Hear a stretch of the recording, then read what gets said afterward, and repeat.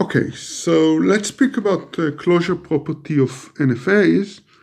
So what do I mean by that? You give me languages defined by an NFA, right? So you give me a language and you give me an NFA that accepts this language, or you give me two such NFAs for two different languages, and then I would like to do operations on those languages. For example, I would like to compute the union of those two languages, the intersection, or the complement. Right. So union is very easy to do. I'm going to show it shortly. Intersection and complement can easily be shown by converting an NFA into a DFA, something that is not trivial to do, but we will see how to do it next lecture. And since DFAs are closed under intersection and complement, that would immediately imply that we can do it for NFAs. And the other two things that are interesting are concatenation and Kleene star. So let's see how we do those things.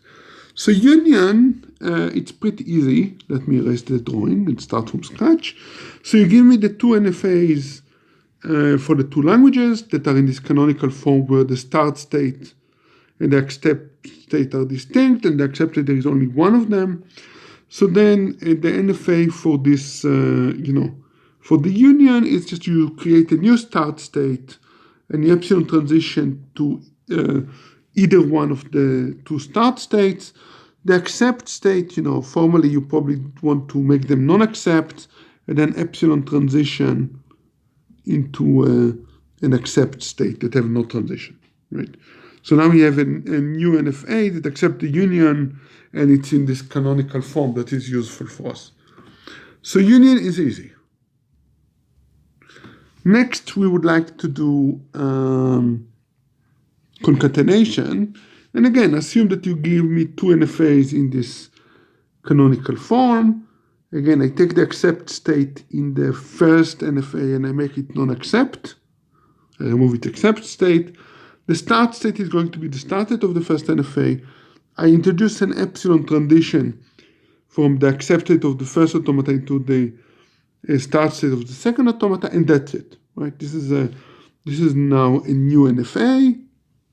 It's in the canonical form we wanted before, and clearly it accepts the concatenated language, right? Because you travel from the start state to the accept state of the first automata with the first string, and then you do epsilon transition and you traverse from the start state into the accept state of the second automata. So concatenation for NFAs is easy. Okay, good.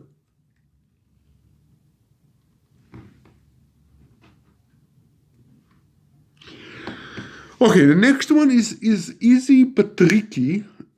So we want to do Kleene star, right? So the most natural thing to do with Kleene star is to say, oh, well, we just need to go from the accept state, the unique accept state, try to remind you, back into the start state. We will do epsilon transition, and that's all good, right? But it's not all good, right? Because the problem is that this does not guarantee accepting epsilon, right? When we do a Kleene star, we have to also accept the epsilon star, the epsilon string.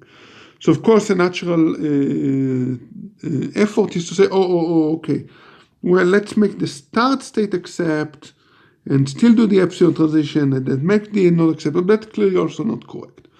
So essentially, there is no way around this problem except for introducing a new state. So this is the solution I just showed you why it doesn't work. So we introduce a new start state, which is this one. It's an accept state, so it accepts, of course, the famous epsilon. And now we it accepts the empty string. And now we epsilon transition into the start state of the old NFA, go to the final state, and the final state can go do epsilon transition back to the start state. Right? So clearly, this indeed accepts the Kleene star of the original NFA, as we wanted. So concatenation and Kleene stars are easy.